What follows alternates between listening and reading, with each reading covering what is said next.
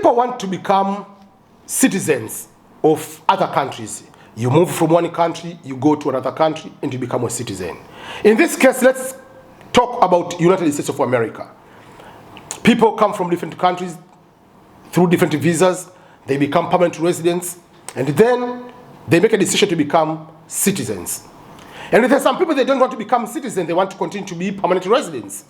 But what are the differences between being a permanent resident of the United States of America and a US citizen? If you become a naturalized citizen, what are your advantages? What are the things which are limitations if you have a permanent resident? We usually say, once you become a permanent resident, you are free like any other American. You can do work in a job, blah, blah, blah, blah, blah. But there are some what we call fine prints, the things which gives distinctions between these two. You must know these differences so that if you want to make a decision to become a naturalized citizen, you know what are the things you will be distinctive from someone who is just a permanent resident. Let's start with number one, the major difference. Obviously, someone who is a US citizen is allowed to vote, and someone who is a permanent resident is not allowed to vote, especially on state elections and federal elections.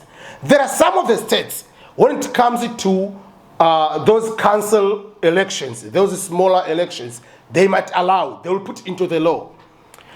Don't do a mistake of just going and starting voting because you might be inspired, I'm Democrat, I'm Republican, blah, blah, blah, I'm supporting Trump, I'm supporting Joe Biden, I'm supporting whatever, and you just go and vote.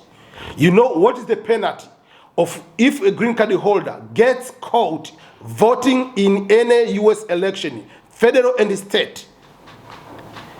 You are going to be stripped of your permanent residency status and you're going to be deported immediately to your country. But the problem is, when you go to get the state ID, when you go to get the driving license at the Department of Motor Vehicle, DMV, when you go to the post office to send a mail, sometimes those are the places where they can give you voter registration. So they'll ask you a question, do you want to become a voter are you registered voter? You say no. Oh, this is the form I can fill for you.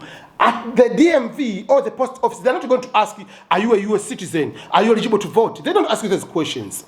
So it's your responsibility, you as a green card holder, not just to jump, oh, they told me if they are going to register me to become a voter. No. You say, no, I'm not eligible. It's your responsibility to know you are not eligible and don't register yourself. And even if you have registered, don't go to vote, because if you vote to get caught, you'll be deported. Two cases, recent cases. There is a priest in Chicago, originally from Venezuela or Honduras, whatever those countries in Latin, Central America, was deported because he was caught voting.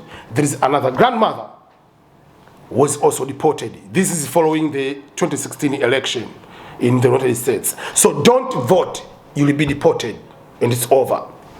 Number two, jobs. We usually say once you have permanent residence, you'll be allowed to work to any employer. But there is a catch. Not all employers will hire someone with a permanent residency status. Especially most of the federal jobs. 99.9% of all federal jobs require US citizenship. Some of these jobs, they require what we call the security clearance, and they cannot give security clearance someone with a green card or just permanent residency status.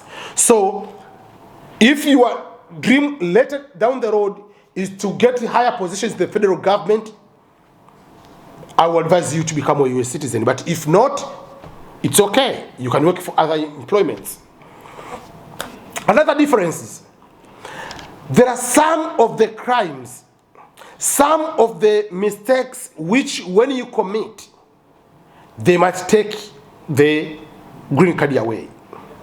For instance, if you do certain conspiracy or some ways to harm maybe the president, making the stupid comment about, I don't like this president, better to be whatever, be kicked out, dead, whatever. You put these stupid comments on social media or any threat to the president or federal building or certain kind of crimes.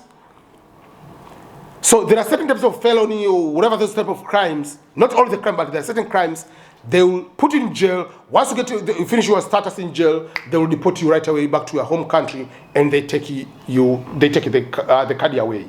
But if a U.S. citizen, no matter what crime you commit, they will never take out your status as U.S. citizen unless they come to find out the way you got your green card. Originally, you had fake documentation or you do any type of fraud. Those kind of things will end up making you be stripped of the citizenship. But if you got everything right, you won the lottery, or you got married to America, not just by fake marriage, not by fake everything, everything's correct, they will not do anything. You just like any other American citizen. Another thing is, if you are a green card holder and you live in apartment A on this address, you move to another building, even in the same compound, you move to another apartment, within 10 days, you must change the address through the immigration, USCIS, United States Citizenship and Immigration Services. You have to go to their website and change the address. You have either to call and change the address. What is the punishment if you get caught not changing the address within 10 days of moving?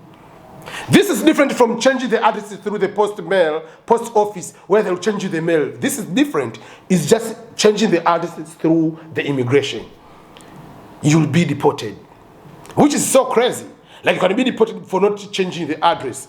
I've never seen any person being deported for failure to change the address. But it's the law. But if a U.S. citizen changes the address, doesn't need to inform the federal government and change the address. We'll just forward the mail from address A to address B, but there is no registering anywhere. Another difference between the green card holder and a U.S. citizen. A green card holder, wherever you walk, in your wallet, you must have the green card in possession. Failure to have green card in your pocket, if you get caught without, is a severe fine or sentence in jail. I don't remember, it's 30 days or whatever certain time you'll be in jail. But people are not going to be taken to jail because of that. And the good thing in the US, there is no, in a normal way, police to ask you, show me your immigration status, show me the green card. No. If you commit a crime, it's just driver license, whatever. But in a normal way, police is not allowed to stop you on the street and ask you your immigration status in America. It's illegal to do that. US citizen doesn't need to walk with a birth certificate or passport in their pocket.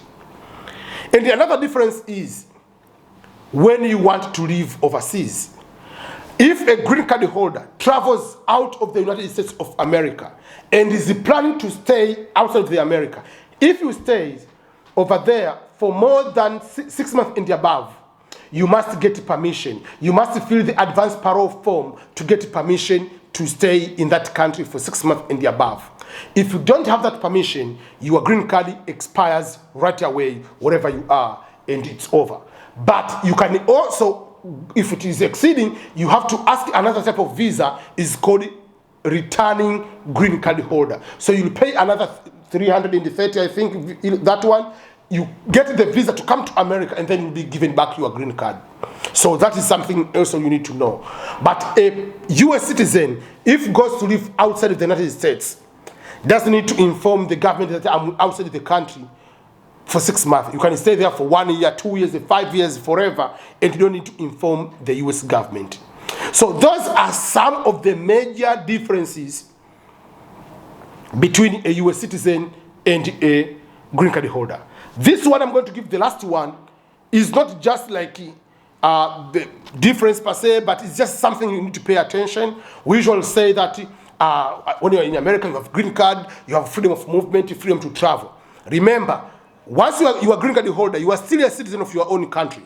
So if you are Tanzanian, if you are Kenyan, if you are Nigerian, if you are from Ghana, if you are from UAE, you are from Oman, wherever you are, still you are a citizen of your own country.